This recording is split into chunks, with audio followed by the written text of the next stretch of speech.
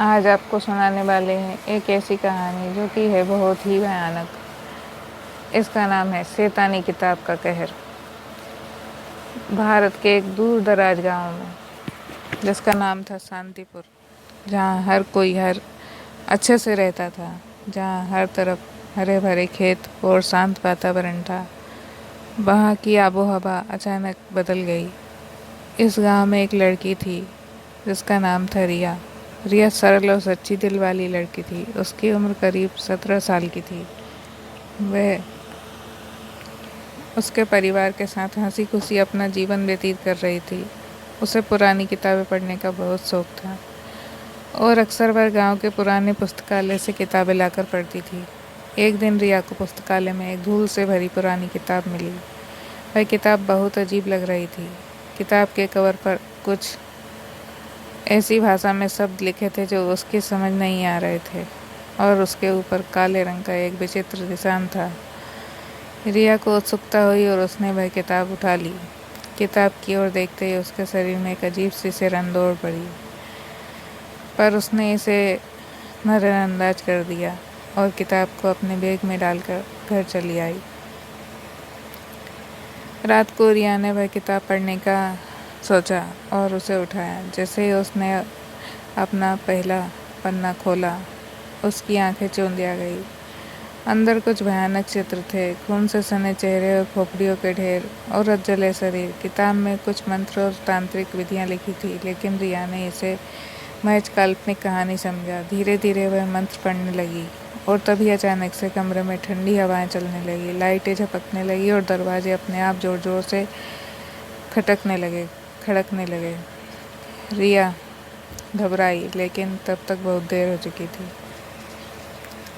जैसे ही उसने मंत्र पूरा किया, किताब से काले धुएं का एक गुब्बार निकला और कमरे में फैल गया। वह धुआं धीरे धीरे आकार लेने लगा और एक भयानक चेहरा प्रकट हो गया। यह एक शैतानी आत्मा थी जो उस किताब में कैद थी। आत्मा ने जोर से चिल्लाते हुए कहा, तूने मुझे आज़ाद कर दिया, अब मैं तेरी जिंदगी को नरक बना दूंगा।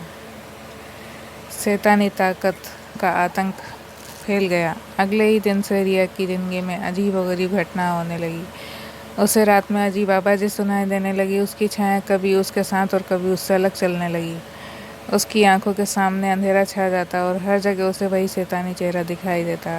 गांव में अजीब अजीब घटनाएं होने लगी। पशु और इंसान अजीब तरीके से मरने लगे, फसलों में आग लगने लगी और लोगों के घरों में रात को अजीब अजीब चीखें सुनाई देने लगी।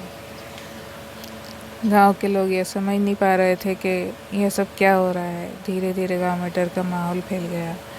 लोग अपने घरों से बाहर निकलने से डरने लगे। रिया का परिवार भी इस घटना को देखकर बहुत परेशान था, लेकिन रिया सबसे ज़्यादा डरी हुई थी, क्योंकि उसे पता था कि ये सब उस किताब की वजह से हो रहा है। रिया ने किताब के बारे में अपने दादाजी से बात की, जो कि गांव के सबसे बुजुर्ग और ज्ञानी व्यक्ति थे। दादाजी ने किताब को देखते ही पहचान लिया। उन्होंने बताया कि यह साधारण किताब नहीं है, बल्कि इसे सदियों पहले एक तांत्रिक ने अपने शैतानी कर्मों के लिए इस्तेमाल किया था। इस किताब में एक प्राचीन शैतानी आत्मा कैद थी और जो कोई भी इसे पढ़ेगा उस पर वह आत्मा अपना कब्जा कर लेगी। दादाजी ने बताया कि आत्मा को शांत करने और वापस किताब में कैद करने का एक ही तरीका है, किताब में लिखे अंतिम मंत्र का सही उच्चारण। लेकिन यह इतना आसान नहीं था, क्योंकि जैसे जैसे समय बीत रहा था, आत्मा और शक्तिशाली होती जा रही थी। रिया को भी बहुत सावधानी से वह मंत्र पढ़ना था, नहीं तो आत्मा उसका पूरा शरीर पर कब्जा कर लेती। एक रात रिया ने साथ जुटाया और दादाजी द्वारा बताए गए निर्देश के अनुसार किताब के अंतिम मंत्र को पढ़ने का निर्णय किया। वह अपने कमरे में बैठी चारों तरफ दीप जलाए और मंत्र पढ़ना शुरू किया। जैसे ही उसने पहला शब्द उच्चारित किया, कमरे में फिर से ठंडी हवाएं चलने लगी, जोर जोर से दरवाजे बजने लगे और चारों तरफ वही काला धुआं फैल गया। लेकिन इस बार रिया घबराई नहीं। उसने अपनी आंखें बंद की और मंत्र को पूरी एकाग्रता के साथ पढ़ती रही। धीरे धीरे धुआं और अधिक घना होता गया और शैतानी चेहरा फिर से प्रकट हुआ। आत्मा चिल्लाते हुए रिया के पास आने लगी, लेकिन रिया ने मंत्र पढ़ना जारी रखा। अंतिम शब्दों के साथ आत्मा जोर से चिल्लाई और किताब की ओर खींचने लगी।